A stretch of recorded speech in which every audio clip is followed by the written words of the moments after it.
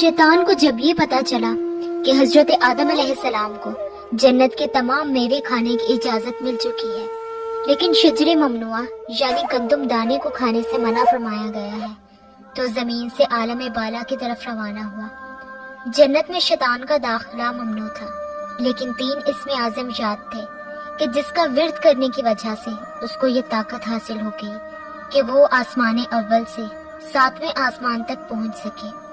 वो जन्नत के दरवाजों पर बने हुए याकूत सुर्ख के 2 चबूतरों में से एक पर बैठ गया और 300 साल तक इंतजार करता रहा कि कोई जन्नत से बाहर आए और मुझसे अपने मतलब की बात करे कि अचानक मोर जन्नत से बाहर आ गया। उसको देखते ही शैतान खुश हो गया और मोर से कहने लगा कि ए खुशनुमा परिंद, तुम कौन हो?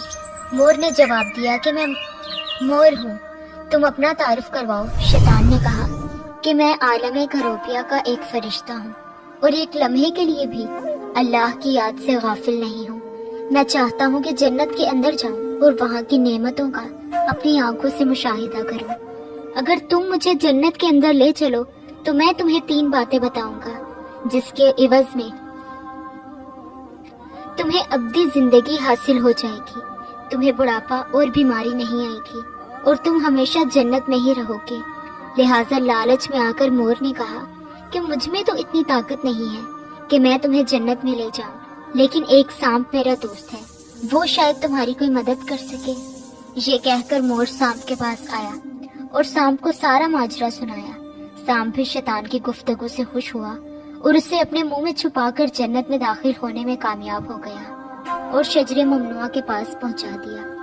दूसरी जानिब जन्नत के निगाहबानों को फौरन ये इत्तला मिल गई कि शैतान जन्नत में दाखिल हो चुका है। लिहाजा जब निगहबान जन्नत से शैतान को निकालने लगे तो बहुक्म रब्बी अल्लाह ताला ने फरमाया कि इसे अभी जन्नत में ही रहने दो, शायद ये भी हजरत आदम अलैहिस्सलाम का इम्तिहान था या हिकमत खुदावंदी थी। जन्नत में आरज़ी कयाम का जब हुक्मनामा मिल गया तो शैतान हजरत आदम अलैहिस्सलाम और हजरत हवा के पास आकर अकीदत और मोहब्बत का इजहार करने लगा। ये दोनों उस लईन को पहचान न सके क्योंकि माजी के मुकाबले में उसकी शक्ल तब्दील हो चुकी थी।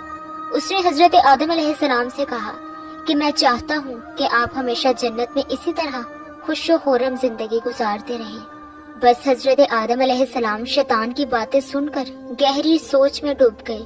शैतान ने कहा कि अगर आपने मेरी बात पर अमल किया तो यकीनन आपको ताहयात जन्नत की सहूलत हासिल होगी। ये सुनकर वो हुक्म रब्बी से शैतान के बहकावे में आ गए और पूछा कि ये किस तरह से मुमकिन है। बस शैतान ने कहा कि वो गंदम का दाना अगर आप दोनों चख लें तो आपको अब्दी हयात हासिल हो जाएगी और आप दोनों को कभी मौत ना आएगी और ऐसे ही जन्नत में ही रहेंगे।